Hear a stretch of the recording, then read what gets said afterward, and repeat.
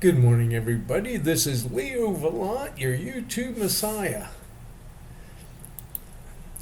Yep, I'm going through the MSN Newsfeed, and here's a story from Huff Post UK.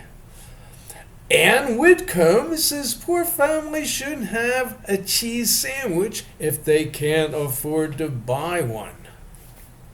Okay, I think we're going to see how overpopulation works. But first, the debate is really interestingly ridiculous. It's Politics Live presenter Jo Coburn asked, what do you say to consumers who literally can't afford to pay for even some of the basics if they have gone up the way that cheese sandwiches have with all their ingredients? She replied, well, then you don't do the cheese sandwich because we have been decades without inflation. We have come to regard it as some sort of a given right that our food doesn't go up. She must have had more to say than that. It's why is the food going up? It's because demand has gone up, or it's because supply has gone down. And like I'm saying, just produce more? Okay, we're also trying to solve the global warming crisis.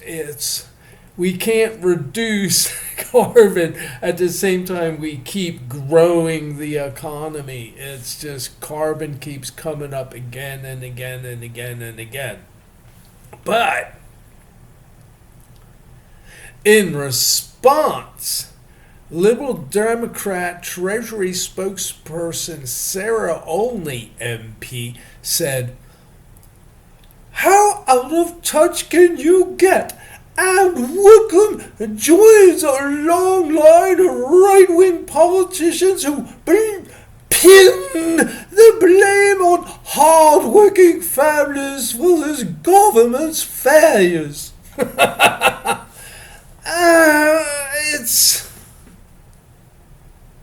How can government fix this? If people can't afford a cheese sandwich, that means that's the bottom line. It's when you run out, when you can no longer eat a cheese sandwich, you're starving to death. But I can see the realistic conservative point is that this is inevitable. We can no longer feed this population. It's stop your bellyache and stop your crying and do what the friggin' cats do when they know it's the end. They just find some place to go hide and die. But yeah, it's a tough message. It's a hard message. I'm the YouTube Messiah, and I've been trying to I have my own the end is coming sign. The end is coming. And my message is, hey man, you gotta be good losers in all this. There's sportsmanship. We're all gonna die, except the super rich. And the super rich don't deserve it morally, but they definitely can point out certain entitlements. And that's gotta be the tiebreaker, man. We can't destroy humanity by killing off the only people who could plausibly survive. But look what this Sarah Olney. How out of touch can you get? And Widdecombe joins a long line of right-wing politicians who pin the blame on hard-working families for this government's failures. Government can't fix that shit.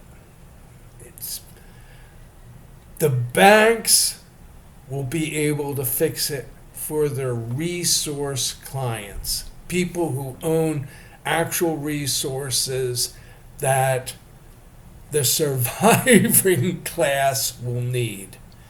It's currencies. I don't see currencies surviving except as a linkage to this resource ownership. All the currencies that we have that the future will not need, it's the big banks will figure out a way of pulling the plug on. Because, survival by entitlement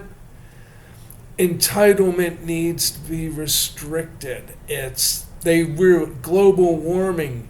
The super rich will decide to address the problem of global warming by a drastic depopulation. They will want under the banks, they will want to pull the plug on just all the friggin' loose currency, all the debt and all that. Just renounce all those bonds that went out for all this garbage crap that they don't think they need anymore, because now they're going to build their own civilization and just pull the plug on this one. Also, there's about resources. I saw this story about if the nuclear bomb were just to wipe out our civilization, we could not again ever become an industrial world, because resources, it's before the Industrial Revolution, there was just